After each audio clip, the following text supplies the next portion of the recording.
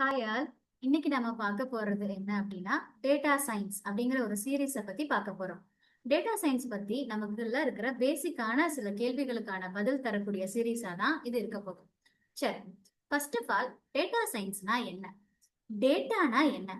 இன்னைக்கு எல்லாருக்குமே படிச்சவங்க படிக்காதவங்க வயசானவங்க வரைக்கும் அட்லீஸ்ட் அவங்க மொபைல்ல யூஸ் பண்ற டேட்டா பேக்குன்னு சொல்ற அளவுக்காவது டேட்டா அப்படிங்கிற வார்த்தைக்கான அர்த்தம் இன்னைக்கு எல்லாருக்குமே தெரியும். அவங்க நினைச்சிட்டு இருக்க எல்லாமும் அது இல்லாம இருக்கிற எல்லாவுமே சேர்ந்ததுதான் இன்னைக்கு டேட்டா அப்படின்னு சொல்லப்படுது.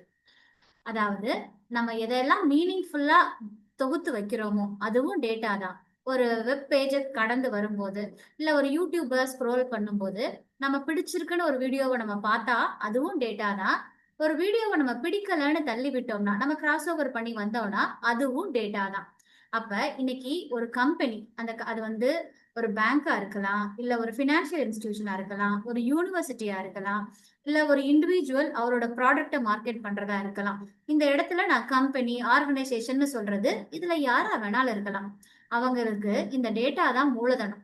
அவங்க யார நோக்கி அவங்க பிசினஸ செலுத்துறாங்களோ அவங்கள பத்தின இன் அண்ட் அவுட் டேட்டாவை, ஈவன் ஹேக்கர்ஸ்க்கு கூட இது ரொம்ப முக்கியமா இருக்கு, இன் அண்ட் அவுட் டேட்டாவை தெரிஞ்சுக்கிறாங்க.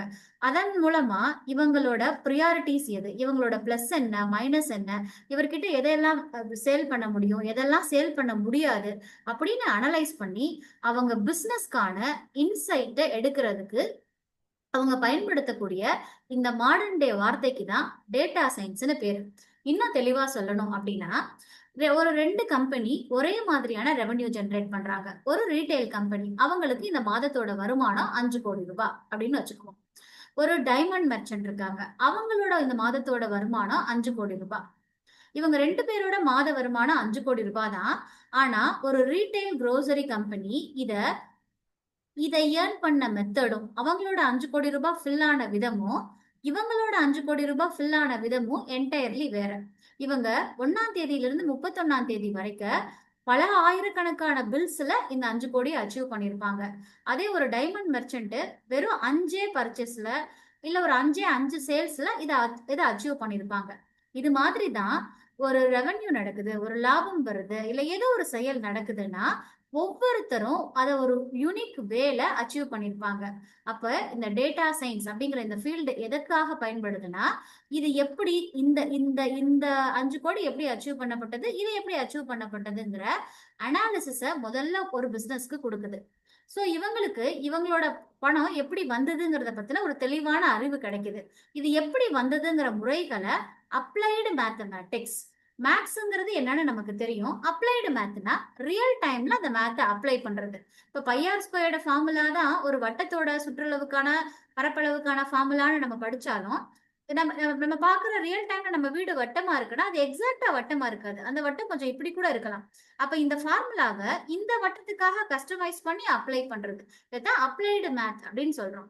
அப்ளைடு மேத்தமேட்டிக்ஸை அப்ளை பண்ணி வித் பிசினஸ் நாலேஜோட இப்போ இதே ரீட்டைல் ஸ்டோர் சென்னையில ரன் ஆனா வேற மாதிரியான பிசினஸ், திண்டுக்கல் மாதிரி ஒரு ஊர்ல ரன் ஆனா வேற பிசினஸ், இன்னொரு கிராமத்துல ரன் ஆனா வேற ஒரு பிசினஸ். அப்ப டொமைன் நாலேஜோட ஈவன் லொக்காலிட்டி நாலேஜோட தெரிஞ்சுக்கிறது, ஒரு பிசினஸ் அப்சர்வ் பண்ணி சரியான வரைமுறைகளை உங்க பிசினஸ்க்கான ஒரு சரியான மேத்தமெட்டிக்கல் ஃபார்மேஷனை எழுதுறது தான் டேட்டா சயின்ஸ் அப்படிங்கிற ஃபீல்டு. அப்ப நீங்க செஞ்சுட்டு இருக்க செயல் எதுவா வேணா இருக்கலாம். அது நீங்க ஜிம்முக்கு போற ஒரு ஆக்டிவிட்டியா இருக்கலாம், இல்ல நீங்க ஸ்டார்ட் பண்ற ஒரு பிசினஸா இருக்கலாம், இல்ல நீங்க ஒரு பெரிய யூபிஎஸ்சி கோர்ஸ்க்காக படிக்க எடுத்துக்கிற எஃபர்ட்டா இருக்கலாம். உங்க செயல் எதுவா வேணா இருக்கலாம், அதுக்கான மேத்தமெட்டிக்கல் ஃபார்மேஷன் அதைத்தான் சயின்ஸ் அப்படிங்கிற இந்த வார்த்தை வந்து சொல்லுது. சயின்டிபிக்கல் ப்ரூஃபோட ஒரு டெஸ்கிரிப்ஷனுக்கு கொண்டு வரது தான் டேட்டா சயின்ஸ் அப்படிங்கிற இந்த ஃபீல்டு.